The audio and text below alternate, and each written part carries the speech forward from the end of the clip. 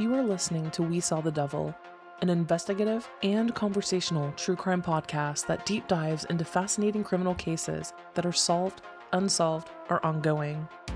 From America's Lori Vallow to Germany's Armin Meiwes, we examine and discuss the world's most shocking cases.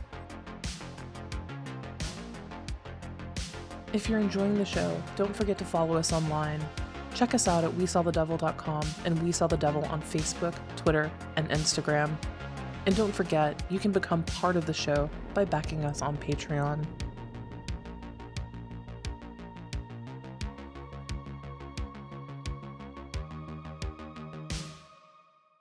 Hello everyone, you are listening to We Saw the Devil, and this is Robin, and I'm here with a breaking news update in the Lori Vallow and Chad Daybell case. The only other time that we have done this was June 9th of 2020 last year when JJ Vallow and Tylee Ryan were discovered on Chad Daybell's property after police executed a search warrant.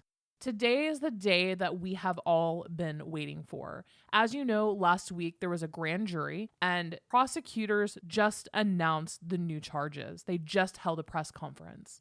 Chad Daybell and Lori Vallow have been indicted on murder charges in the deaths of Tylee Ryan and JJ Vallow.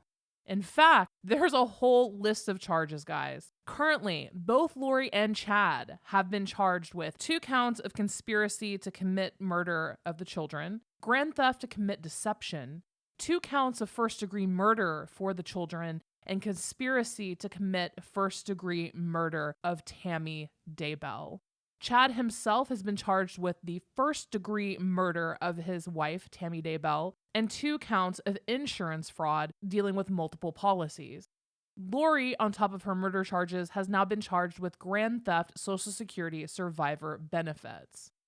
Just what a day, guys. We have been speculating about whether or not they would be able to be able to tie Tammy Daybell into this in any way. What kind of evidence? The results of her autopsy haven't even been made public. And then B, if we would ever see murder charges. So many of us speculated that maybe Alex was the scapegoat in all of this, that Chad had planned it that way. And guys, the root of it is they were too fucking stupid to cover their tracks on any of it. And now, bam, all the charges. First degree murder, conspiracy to commit murder, insurance fraud, deception. And as the prosecutor from Fremont County stated in the press conference, guys, they're up against the death penalty now, and they haven't publicly determined which penalty they are seeking. Chad and Lori have 60 days to wait, potentially, to find out whether they are going to be slapped with life or the death penalty. The clock starts on that when they put in their plea. So there's plenty of time for the tables to turn. It's a lot to process. So I just wanted to get this update out. I know a lot of us, everyone really, who's been following this case for over 2 years now, this is the moment we've been waiting for. So much evidence is going to be pouring out over the next couple weeks, leaks, and then we have Melanie Gibb being hit by the subpoena bus. She fell out of the subpoena tree and hit every freaking branch on the way down. Melanie Gibb is just like with subpoenas right now. Things are starting to get crazy. So here's what we're going to do. Over the next couple days, we are going to break all of this down. We are going to break down Melanie Gibb's subpoenas, what that means for the people listed in her subpoena, like Thor, Jason Mao. And if you haven't listened to our Jason Mao episode on how gross he is, more or less, we did a deep dive on him, basically from birth. Check that out. That is in our back catalog. But we are going to break all of this down, what it means, and continue on from here. So be looking forward to that. I have a special guest joining me for the next couple Lori Vallow episodes. And yeah, guys, today is a good day. It's sad, it's bittersweet, but for the first time, probably in this case, I feel like justice may actually prevail here.